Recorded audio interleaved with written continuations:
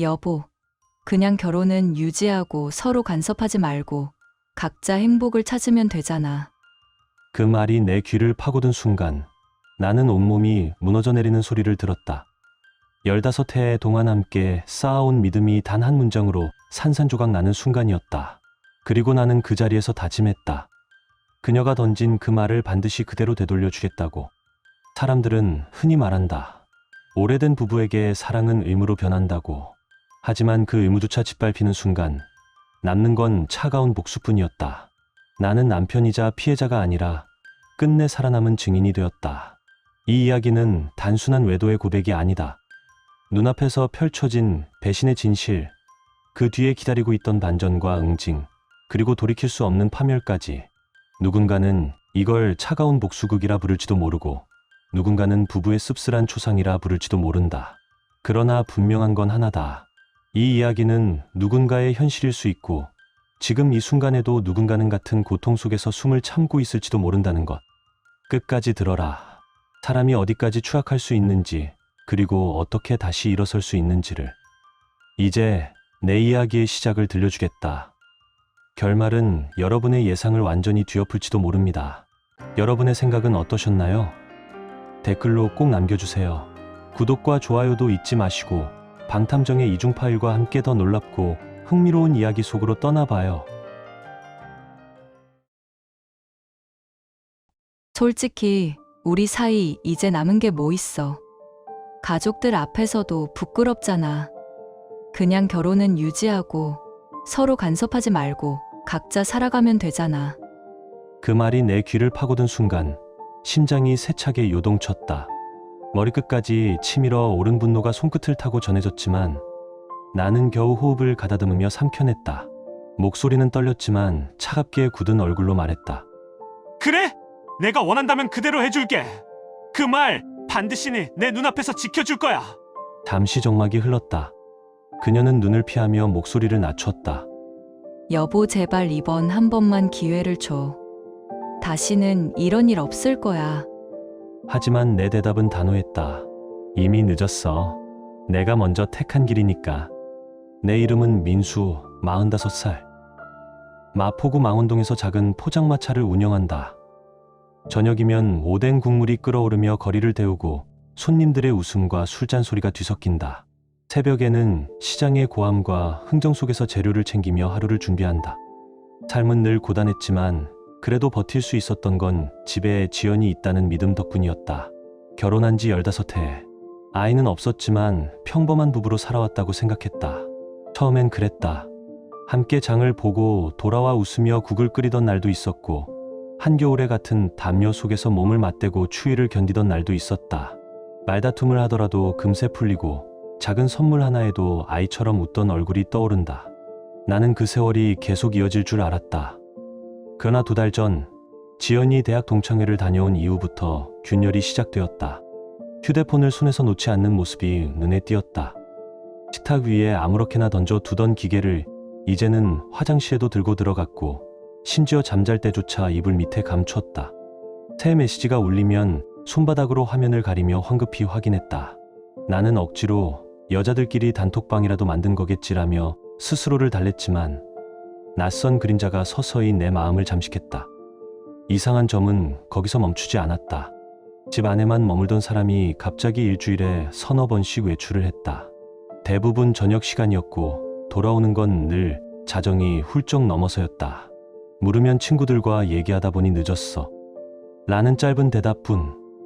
그 말투는 담담했지만 내 속에는 작은 가시가 하나씩 깊숙이 박혔다. 외모도 변했다. 편안한 티셔츠 대신 화려한 원피스를 꺼내 입었고 낯선 구두를 신고 익숙지 않은 향수를 뿌렸다. 거울 앞에서 한참 동안 화장을 고치는 뒷모습을 바라볼 때마다 알 수 없는 서늘함이 흘렀다. 그 향기는 집안 구석구석에 남아 나를 옥죄었다. 나는 스스로를 위로했다. 여자들이 모이면 예쁘게 보이고 싶은 게 당연하지. 하지만 그 장면이 반복될수록 불안은 눈덩이처럼 불어났다. 놓치고 있는 조각이 분명 있는데 손에 잡히지 않았다. 밤마다 포장마차 일을 마치고 돌아오면 집 안은 늘 고요했다. TV 화면만 빛나고 지연은 무심한 표정으로 화면을 바라봤다. 내가 피곤한 몸을 이끌고 들어서면 형식적인 미소 한 번 건네고는 다시 시선을 돌렸다. 같은 공간에 있지만 마치 서로 다른 세계에 사는 것 같았다. 포장마차에서 술잔을 부딪히며 웃는 젊은 부부들을 볼 때면 알 수 없는 허전함이 밀려왔다. 아이 손을 잡고 오뎅 국물을 후후 불며 먹는 가족을 바라볼 때마다 우리에겐 없는 무언가가 더욱 선명해졌다. 나는 혹시 아이가 없어서 그녀가 외로운 걸까? 아니면 내가 너무 일에만 내달려서일까 자책했다. 그러면서도 애써 마음을 다잡았다. 그래도 지연은 내 곁에 있잖아. 아직은 괜찮아. 하지만 그것조차 스스로를 속이는 위로였다. 어느 날 밤 침대 위에서 휴대폰 불빛이 천장에 파랗게 반사되는 걸 보았다. 짧은 진동, 그리고 급히 화면을 끄는 그녀의 움직임. 그 순간 내 마음속에서 또 다른 조각이 맞춰지는 듯한 불길함이 엄습했다. 그날 밤도 마찬가지였다.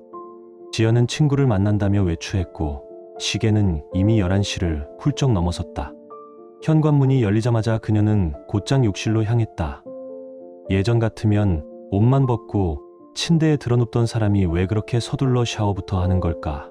나는 무심한 척 고개를 돌렸지만 욕실 문이 닫히는 순간 본능적으로 그녀의 외투를 집어들었다. 그리고 그 순간 온몸이 얼어붙었다. 옷섭에 스며든 건 분명 낯선 남자의 향기였다. 지연이 평소 쓰지 않던 진하고 날카로운 향수. 머릿속은 순식간에 새하얘지고 심장은 바닥으로 곤두박질 쳤다. 혹시나 했던 의심이 하나의 그림으로 맞춰지기 시작했다. 그날 이후 나는 지연의 모든 움직임을 눈으로 쫓았다. 전화가 울리면 꼭 다른 방으로 들어가 받아대고 내가 스치기만 해도 컴퓨터 화면은 번개처럼 바뀌었다. 어느 날은 그녀가 잠결에 낯선 이름을 불렀다. 준호. 낯설고도 익숙한 듯한 이름. 나중에 확인해보니 대학 동창이었다. 과거에 지연이 그 이름을 언급했을 때 미묘하게 다른 표정을 지었던 게 떠올랐다. 그제야 퍼즐이 맞춰졌다. 더는 미룰 수 없다고 판단했다. 토요일 오후 지연은 새 원피스를 꺼내 입고 정성스레 화장을 하더니 향수까지 뿌렸다. 나는 아무렇지 않은 척 웃어 보였지만 마음속에서는 치밀한 계획을 세우고 있었다.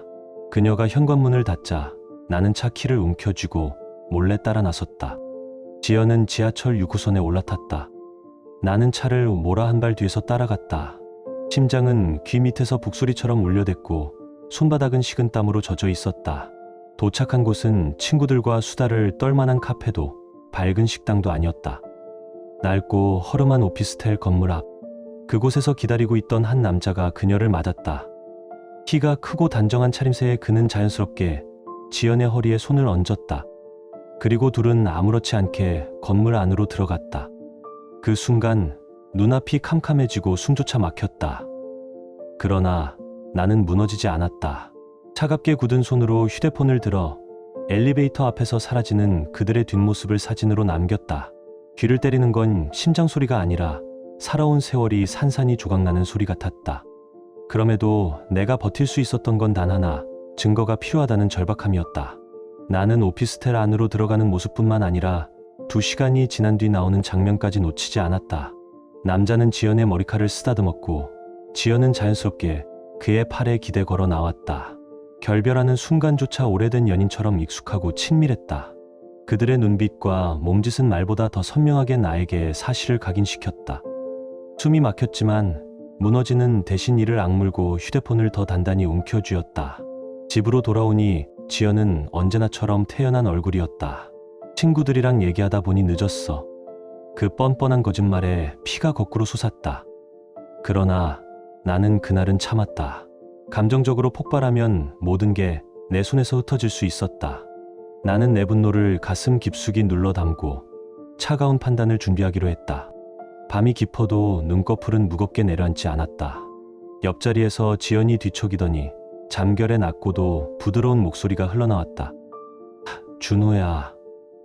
애교 섞인 그 한마디에 내 심장은 산산조각 났다.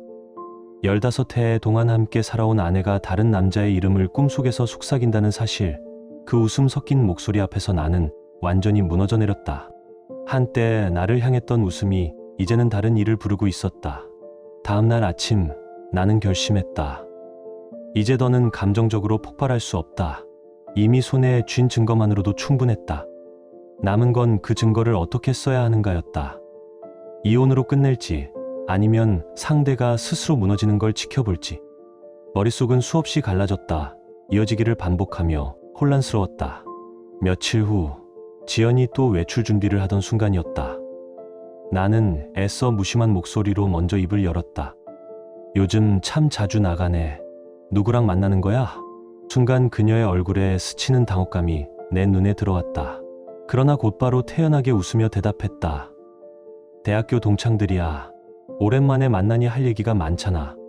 그때 나는 주머니에서 휴대폰을 꺼냈다. 화면에 띄운 건 며칠 전 오피스텔 앞에서 찍은 사진이었다. 엘리베이터 앞에서 그의 손에 기대어 사라지던 뒷모습. 나는 조용히 물었다. 이것도 동창 모임이야? 사진을 보는 순간 지연의 얼굴은 새하얗게 질렸다. 그러나 그 놀람은 오래가지 않았다. 오히려 목소리를 높이며 나를 몰아세우기 시작했다. 날 미행했다고? 당신 정말 너무한 거 아니야? 나는 말문이 막혔다. 그러나 그녀는 더 당당히 소리쳤다.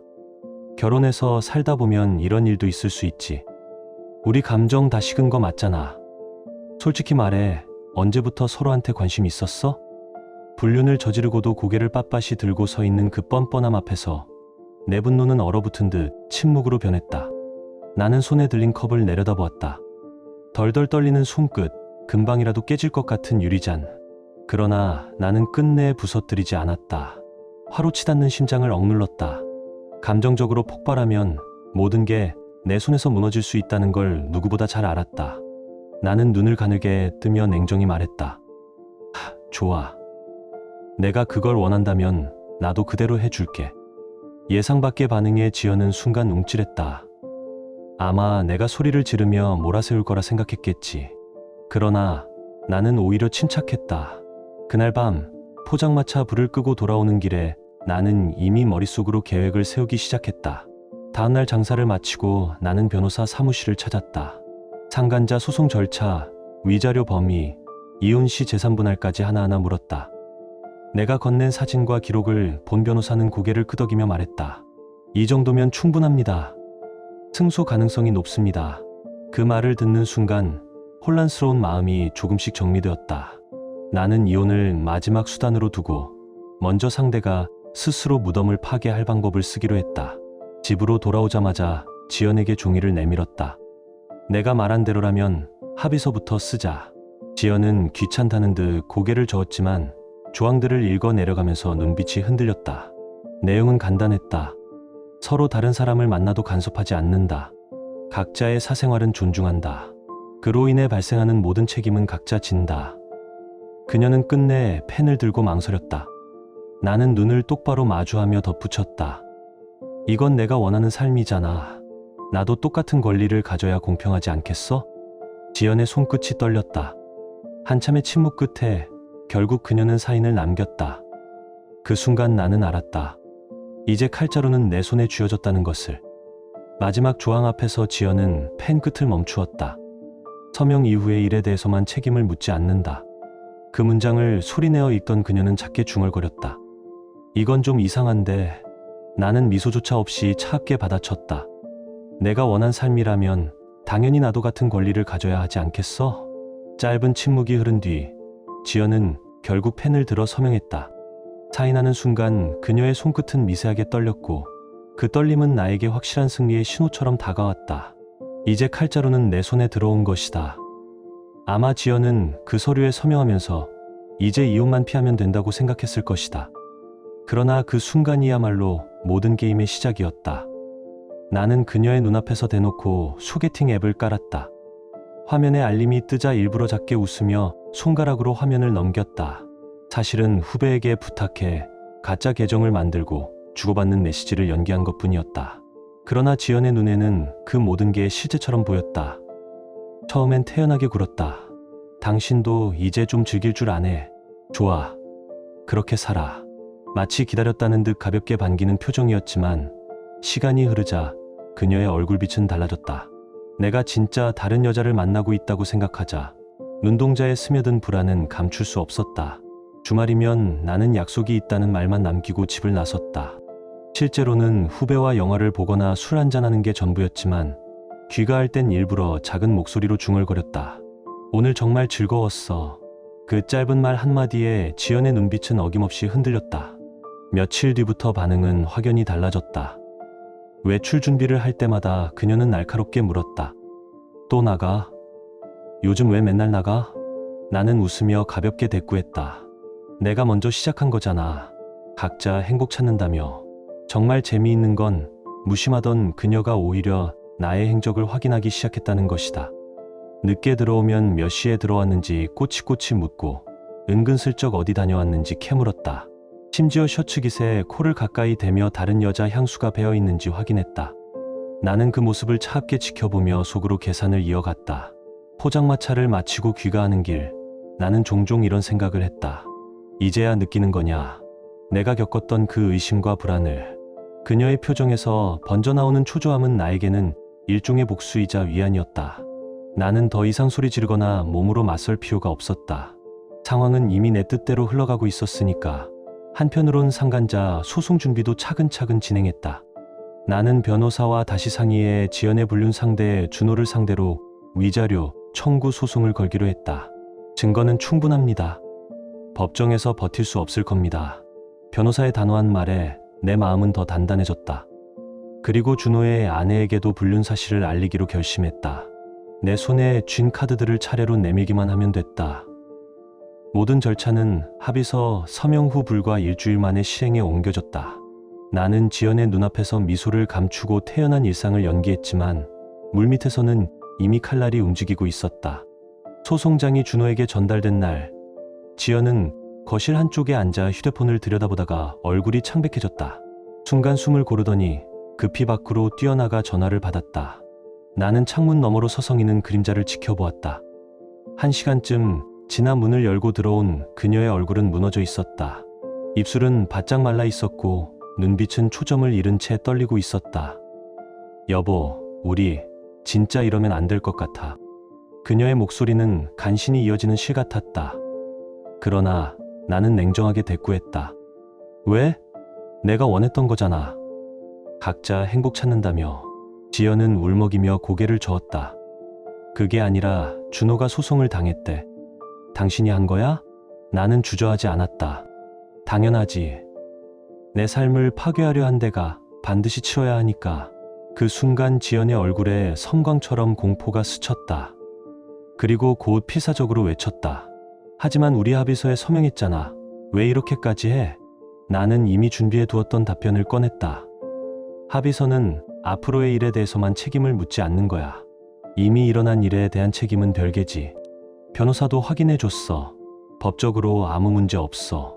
그 말을 들은 순간 지연의 눈빛은 완전히 꺼져내렸다. 그녀가 붙잡고 있던 마지막 희망조차 무너진 것이다. 그 무렵 준호는 소송 때문에 지쳐 있었고 그 화살은 곧 지연에게로 향했다. 화풀이 같은 날 선말들이 그녀의 마음을 무참히 베어냈다. 게다가 준호의 아내도 모든 사실을 알게 되어 단호히 이혼을 요구하고 있었다. 지연에게는 도망칠 구멍조차 남아있지 않았다. 며칠 후 더 큰 폭탄이 터졌다. 준호의 아내가 직접 전화를 걸어온 것이다. 그날 저녁 지연은 집에 들어오자마자 바닥에 주저앉아 울음을 터뜨렸다. 준호 아내가 나한테 온갖 욕을 퍼부었어. 너무 무서워. 정말 무서워. 그녀의 어깨는 떨렸고 손가락은 바닥을 긁으며 매달렸다. 지연의 말에 따르면 준호의 아내는 남의 가정을 파괴한 년이라며 소문을 낼 거라 협박했다. 실제로 동창들에게도 연락을 돌려 모든 사실을 폭로하겠다고 했다. 그 소리만으로도 지연은 완전히 붕괴해버렸다. 그러나 더 우스운 건 준호의 태도였다.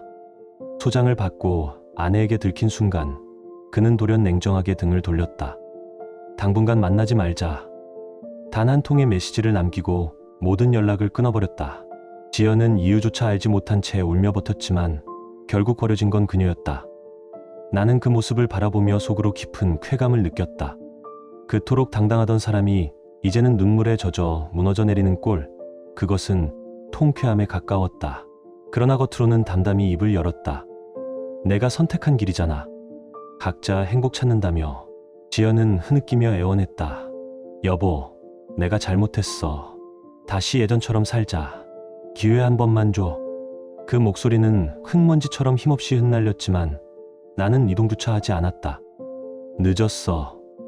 합의서에 내 손으로 서명해 놓고 이제 와서 무슨 말이야. 난 이미 내 행복을 찾고 있어. 그때부터 나는 연극을 끝내고 진짜 소개팅을 시작했다. 더는 숨길 이유도 망설일 필요도 없었다. 낯선 얼굴들과 마주 앉아 새로운 대화를 나누며 나는 내 인생을 다시 설계하기 시작했다. 지연은 내가 다른 여자와 만나고 있다는 사실을 알자 절망의 늪으로 더 깊이 빠져들었다. 밤마다 울며 다시 기회를 달라고 빌었지만 내 마음은 단단히 닫혀 있었다. 이미 끝난 관계였다. 그리고 나는 이제야 진정한 자유를 맛보고 있었다. 소송은 차질 없이 흘러갔다. 내가 모은 증거는 명확했고 준호 측은 제대로 반박구차하지 못했다. 법정에 앉아있는 그의 어깨는 이미 축 처져 있었고 변호사조차 시선을 피했다. 내 옆에 앉은 변호사는 조용히 속삭였다. 위자료 받을 가능성이 매우 높습니다. 그리고 몇 달 뒤 법원은 내 손을 들어주었다.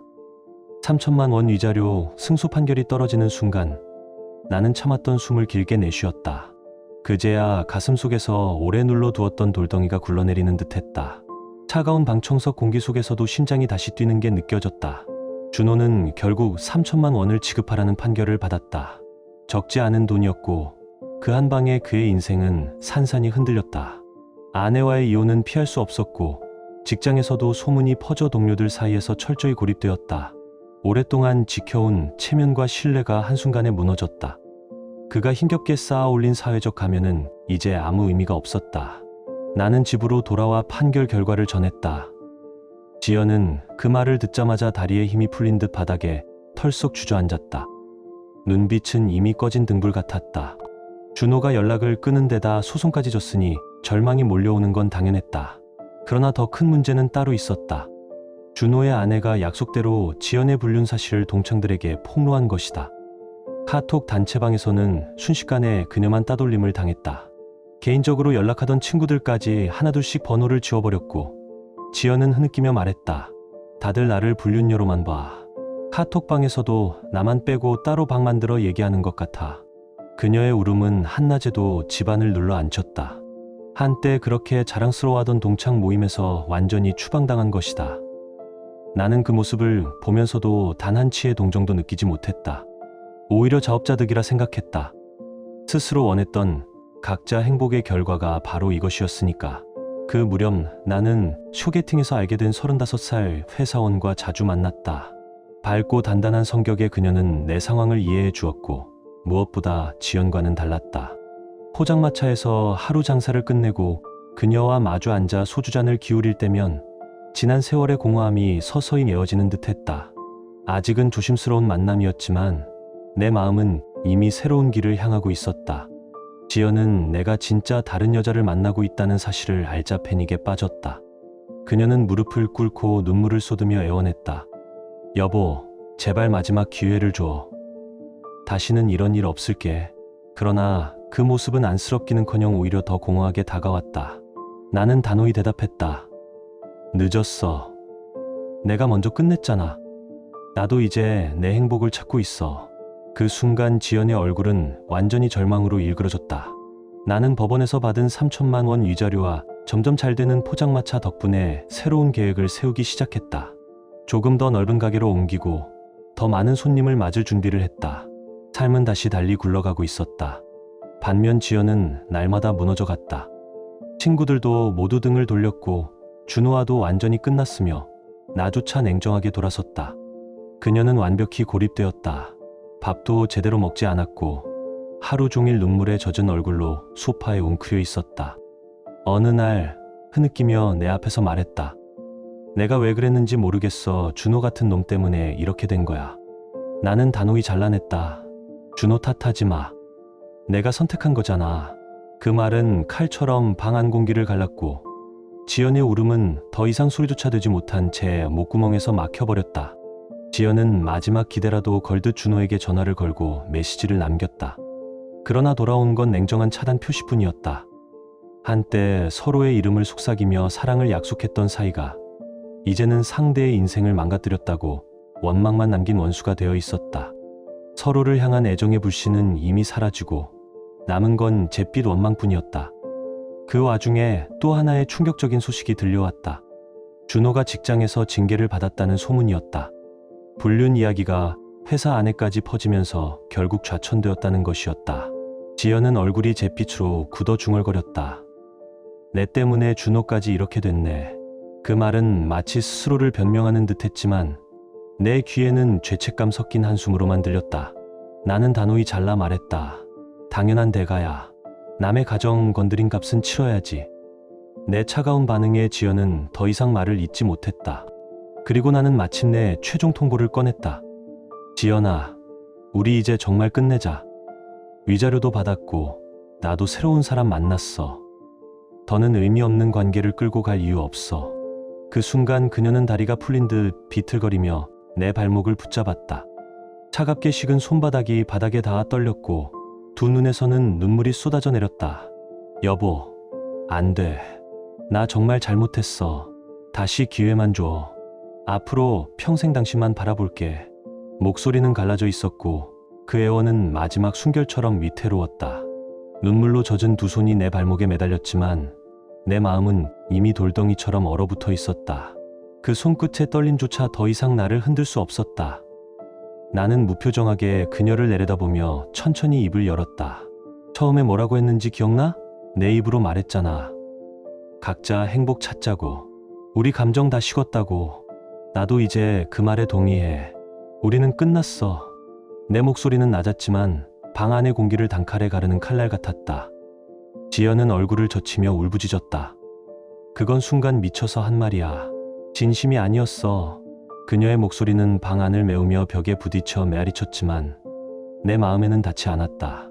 그 순간 방 안의 시계 초침 소리만이 또렷이 들렸다. 마치 시간이 우리 사이를 갈라놓고 있다는 신호 같았다. 그날 이후 모든 건 눈 깜짝할 사이에 흘러갔다. 이혼 절차는 생각보다 순조로웠다. 법정에서 지연은 초라한 차림으로 앉아 고개만 숙였다. 나는 변호사 옆에서 차분히 서류를 내밀었다. 불륜을 먼저 저지른 건 지연이었고 합의서까지 서명해 둔 탓에 재산분할에서도 내가 압도적으로 유리했다. 판사의 말은 냉정했지만 분명했다. 원고의 청구를 인용합니다. 그 한마디에 나는 길게 묶여있던 사슬이 끊어지는 소리를 들었다. 법원은 내 손을 들어 주었다. 상간자 소송에서 받은 위자료까지 합쳐지자 내 경제적 상황은 오히려 안정되고 넉넉해졌다. 법정을 나서는 순간 겨울바람이 얼굴을 스쳤지만 나는 그것마저 시원하게 느꼈다. 나는 결국 새 집을 구했다. 지연과 함께했던 공간은 이제 더 이상 내게 집이 아니었다. 그곳은 기억의 감옥일 뿐이었다. 깨끗하게 정리된 원룸에 처음 발을 들이던 날, 나는 깊이 숨을 들이마셨다. 하얀 벽, 텅 빈 공간, 창문 너머로 스며드는 새벽 공기. 모든 것이 내 편이 되어주는 듯했다. 밤마다 포장마차 일을 마치고 돌아오면 어둡지만 고요한 방 안에서 나는 다시 태어난 기분이 들었다. 침묵은 더 이상 고통이 아니라 자유였다. 망원동 포장마차도 점점 장사가 잘 됐다. 단골 손님들은 예전보다 더 자주 찾아와 소주잔을 기울였다. 사장님, 요즘 얼굴이 편안해 보이네요. 그들의 말에 나는 빙긋 웃으며 대답했다. 그렇습니까? 이제야 좀 숨을 쉬는 것 같네요. 예전 같으면 억지로 지었던 미소였지만 이제는 마음 깊숙이 여유가 피어올랐다. 연기에 섞여 퍼지는 오뎅 국물 향, 술잔이 부딪히는 소리, 터져나오는 웃음과 한숨이 내 하루를 다시 채워주었다. 새로 만난 그녀와도 천천히 관계를 이어갔다. 35세의 회사원, 단단한 성격과 밝은 웃음을 가진 그녀는 내 빈자리를 서서히 채워주었다. 우리는 특별한 말이 없어도 편안했다. 함께 앉아 따뜻한 국밥을 나누며 일상의 사소한 이야기를 할 때 나는 잃었던 평온을 되찾았다. 그녀의 눈에는 거짓 없는 진심이 있었고 그것만으로도 충분했다. 내 앞에 다시 길이 열리고 있었다. 뒤돌아보지 않아도 되는 길, 내가 스스로 선택한 길이었다. 지연과 얽힌 과거는 더 이상 나를 올가매지 않았다. 마지막으로 본 지연의 모습은 처참했다. 살은 빠져 옷자락이 덜렁거렸고 눈빛에서는 더 이상 어떤 생기도 찾아볼 수 없었다. 그녀는 흐느끼며 마지막 애원을 내뱉었다. 여보, 제발 마지막으로 한 번만 더 생각해봐. 우리 15회를 이렇게 끝낼 수 있어? 그 목소리는 꺼져가는 초처럼 바람에 흔들렸고 그 불빛은 곧 사라질 듯 위태로웠다. 그러나 내 대답은 변하지 않았다. 그 15해를 먼저 배신한 건 너야. 나는 끝까지 지키려 했지만 넌 버렸어. 이제 후회해도 소용없어. 나는 등을 돌렸다. 뒤돌아보지 않았다. 한쪽은 불빛이 가득한 길을, 다른 한쪽은 어둠에 잠긴 좁은 원룸을 향해 걸어갔다. 모든 것은 자업자득이었다. 그 목소리는 마치 꺼져가는 초가 바람 앞에서 덜덜 떨며 불빛을 지키려는 듯 위태로웠다. 그러나 내 마음은 이미 돌처럼 굳어 있었다. 나는 단호히 잘라 말했다. 그 15해를 먼저 배신한 건 너야. 나는 끝까지 좋은 남편이 되려고 애썼다. 하지만 넌 그걸 버렸어. 이제 와서 후회해도 늦었어. 그 말을 끝으로 나는 등을 돌렸다. 뒤돌아보지 않고 곧장 새 집으로 향했다. 문이 닫히는 순간 긴 세월의 무게가 뒤로 꺼져 내리는 듯했다. 그날 밤 나는 혼자서도 단 한 방울의 눈물을 흘리지 않았다. 며칠 후 전해 들은 소식은 냉정했다. 지연은 작은 원룸을 얻어 홀로 살게 됐다고 했다. 하얀 벽지와 낡은 가구뿐인 좁은 방에서 그녀가 하루를 버티고 있다는 얘기였다. 동창들과의 연락은 이미 끊겼고 준호와의 관계도 완전히 끝나 있었다. 남은 건 고립뿐이었다. 모든 것이 자업자득이었다. 나는 새로운 인생을 시작했다. 새벽이면 아직 어둠이 채 걷히지 않은 시장 골목을 걸으며 싱싱한 채소와 해산물을 골랐다. 손끝에 닿는 무게와 냄새는 현실을 확인시켜 주었고 그 자체로 살아있다는 증거였다. 밤이면 포장마차 불빛이 환희거리를 밝혔고 김이 서린 오뎅 국물 냄새가 바람을 타고 흘러갔다. 소주잔이 부딪히며 나는 경쾌한 소리, 손님들의 웃음, 속마음을 털어놓는 한숨이 내 하루를 다시 채워주었다. 그 순간마다 나는 깨달았다. 한때 나와 같은 길을 걷던 사람은 이제 그림자처럼 사라졌고 나는 홀로, 그러나 자유롭게 내 삶을 다시 걸어가고 있다는 사실을. 망원동 포장마차는 예전보다 더 잘 됐다. 예전에는 억지 미소로 손님을 맞이했지만 이제는 마음이 가벼워져 진짜 웃음을 지을 수 있었다. 술잔을 기울이며 속 얘기를 풀어내는 손님들을 볼 때면 과거의 내가 떠오르기도 했다. 그러나 이제는 누군가의 불행에 짓눌리지 않았다.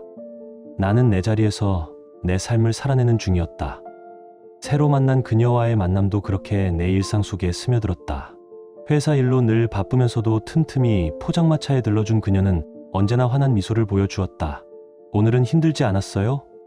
하고 묻는 한마디에 나는 오래의 묵은 피로가 풀려나가는 듯했다. 함께 걸어가는 밤거리는 낯설지 않고 오히려 익숙한 따뜻함으로 다가왔다.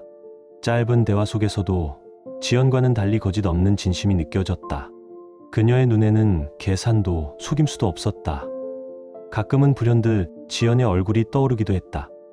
마지막으로 내 발목을 붙잡고 울부짖던 모습, 힘없이 주저앉아 있던 어깨, 절망으로 일그러진 눈빛. 그러나 내 가슴은 단 한 번도 흔들리지 않았다. 후회는 없었다. 그건 내 선택이 아니라 그녀의 선택이었기 때문이다. 나는 그 끝을 끝까지 밀어붙였을 뿐이었다. 밤늦게 포장마차를 정리하다 보면 주변 상인들과 가끔 마주 앉아 소주 한 잔을 했다.